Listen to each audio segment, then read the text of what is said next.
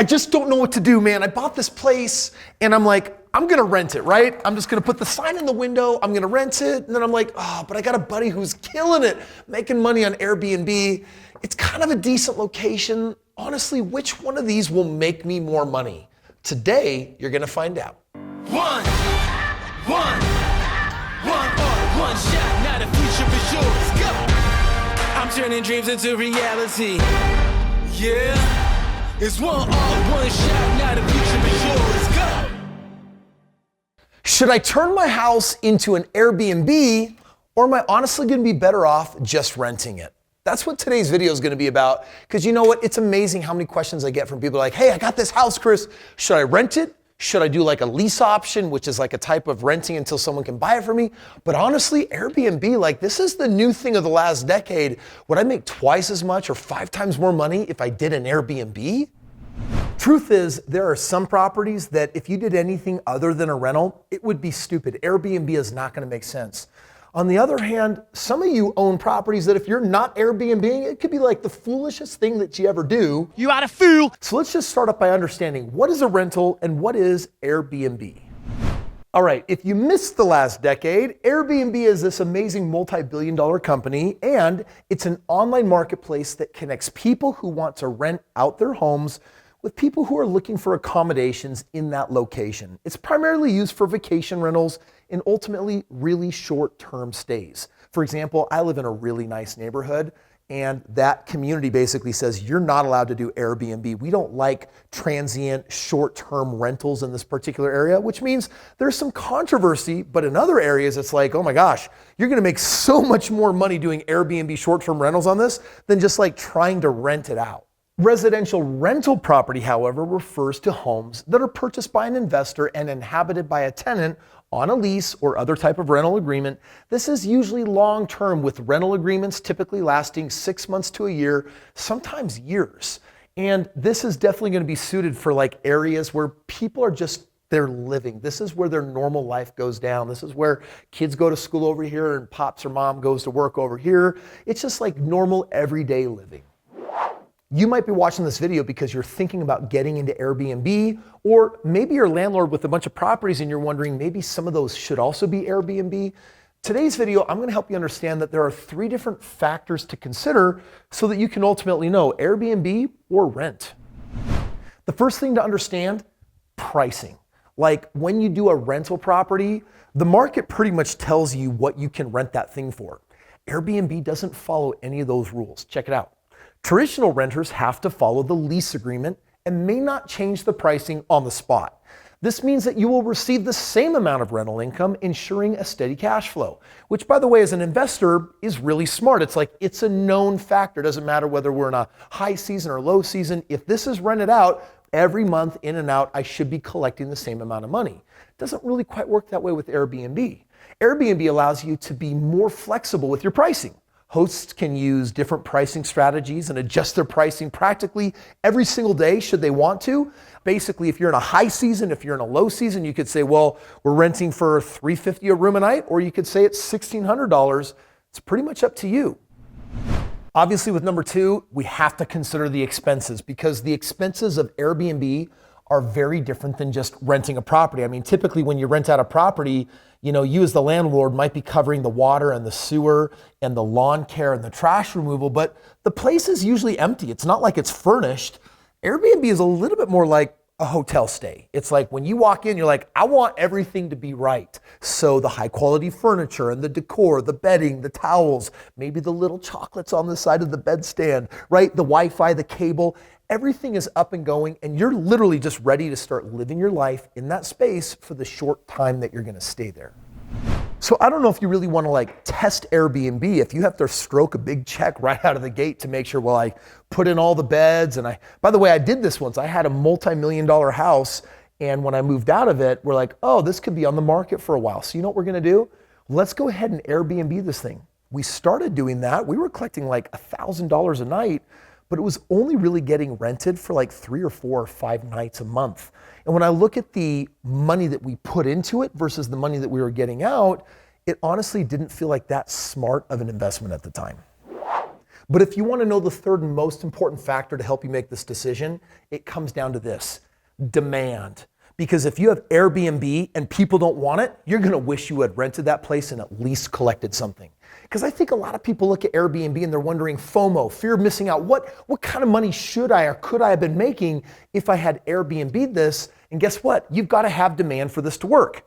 Airbnb rentals are susceptible to seasonality, leading to lower occupancy rates and income during the low season. On the other hand, it's easier for short-term rental hosts to make more money during the high season due to higher guest turnover and increased prices.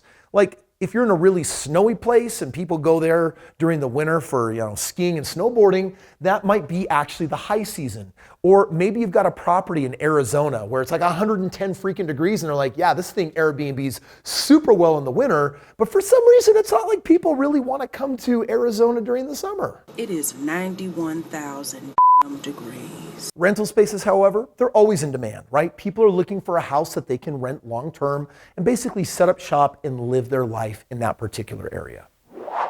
Let's be honest though, after looking at all those factors, do you know what this is really going to come down to? It's going to come down to money. And every business, even real estate, by the way, it's a business, has a P&L. It stands for profit and loss. And so you might say, okay, Kris, I've got this property and it's like in the Midwest, in the interior, and it seems to be in a market where suburbia, people go to live their lives and etc. And it turns out that I can rent this property for $1,200 a month, but my mortgage on this particular piece with all of my expenses and everything else adds up to about $900 a month. That means that my net cash flow is $300 a month. And you're wondering, if I could Airbnb this thing, that would be really cool. So you hop on the Airbnb app, you look up the address, and you find out there are actually 3 homes in that neighborhood that are Airbnb. And so you do the math and you find out, whoa, these people are literally renting these for $150 a night. And so you're thinking, all right, $150 a night, if it was rented all like 30 days a month, that'd be $4,500. So you're thinking, but hey, Kris, that's not realistic. Let's just say that it's rented 15 nights out of the month, which means 150 times 15, I'm going to basically bringing in $2,250 a month. Well, my mortgage is $900 with all my expenses. I subtract the $900 and then guess what I'm left with? I'm left with $1,350. And you're saying, hey, $300 a month of cash flow versus $1,350 a month. Airbnb is the clear winner. There's only one problem with this thought. You don't know how many nights it's actually gonna be rented. And I can't tell you how many novice investors I meet. They're like, well, let's just say it's rented for, half the time, 15 days a month. I'm like, hello, that's not data. That's not real information. What you should do is see if you can call the other 3 Airbnbs in the neighborhood and see if you can just ask them, hey, we're gonna do a big family reunion and we need to book a lot of time. Like, how many days out of the month are you really rented? Or, hey, I'm looking at buying a house and I'm trying to get some accurate information. Like, how often do you rent it out? And you find out that they're only rented 5 days a month and you run the math and you're like, I'd make more money renting this thing. In other words, you want some comps or comparables. I would never make a decision to buy a property and Airbnb it without actually saying, hey, I need to find other similar related properties that are also Airbnb'd. I want to know what they're charging and I want to know how many nights out of the year they're actually rented. If I can't compare it to something like that, you could be making one of the worst decisions of your life. On the other hand, if you do get that data and you're like, wow, it's weird. There's like 5 other ultra similar properties within a square mile and they're all rented out, 220 days out of the year and they're renting for $295 a night. And I ran the math. I could actually make $100,000 a year Airbnb-ing this property. Does that happen? Yeah, normally in really nice locations, coastal regions. You're going to find that in popular tourist areas. And here's the question. Can you get a good deal on one of those homes? You want to know who's really cashing in on Airbnb? It's people that have owned real estate for a very long time in really popular areas.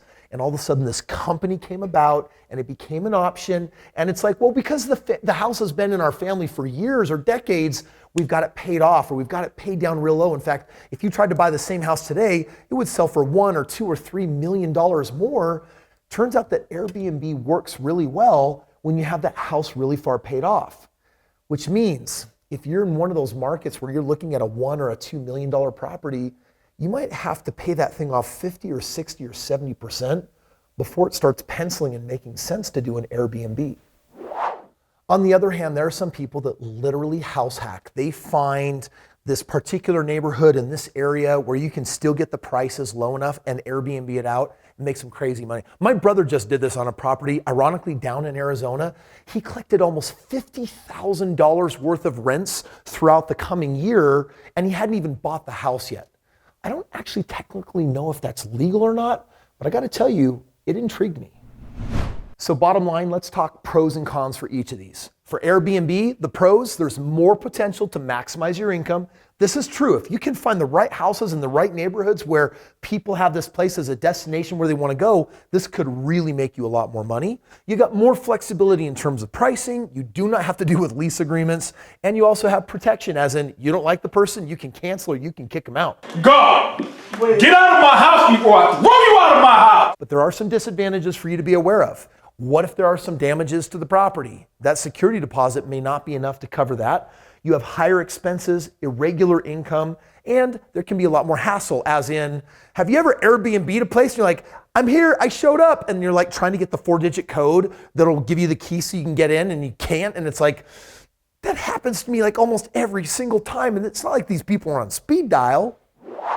Rentals, on the other hand, a total different beast. Pros and cons? Well, for one, you've got regular, dependable income. Another advantage is you have lower guest turnover. You could do, for example, a lease option or seller financing, and there's going to be consistent demand, which means there's going to be a family that's going to want to stay there, and that rent check could come in fairly dependably. But the disadvantages would be less flexibility, less potential to maximize income, and you are going to be bound by the lease agreement. So if you change your mind, you want to do something different, tough. Well, which should you do? Airbnb or should you do a long-term rental? Listen, my friend, both of these are real estate.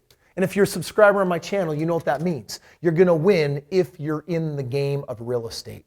Bottom line, get something bought, and whether you're renting it out or doing Airbnb, hopefully today's video helped you figure out which choice would be better. Bottom line is do the thing that makes you the most money, and I've shared some tips and ideas on how you can do that.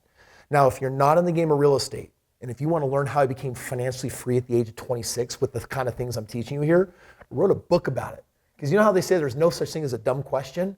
Man, I got the same question over and over again, and I started feeling dumb that I hadn't written a book to answer it.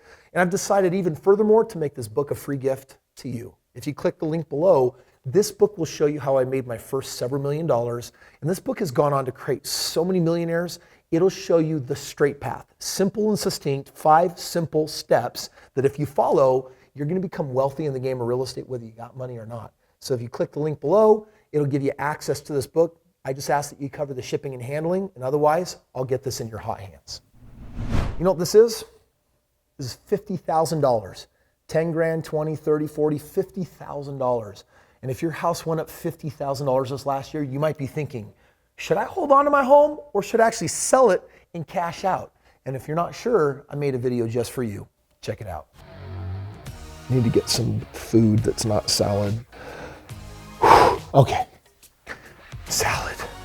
The stuff that champions are not made of. No, I will. There's a snack out there I can grab. I just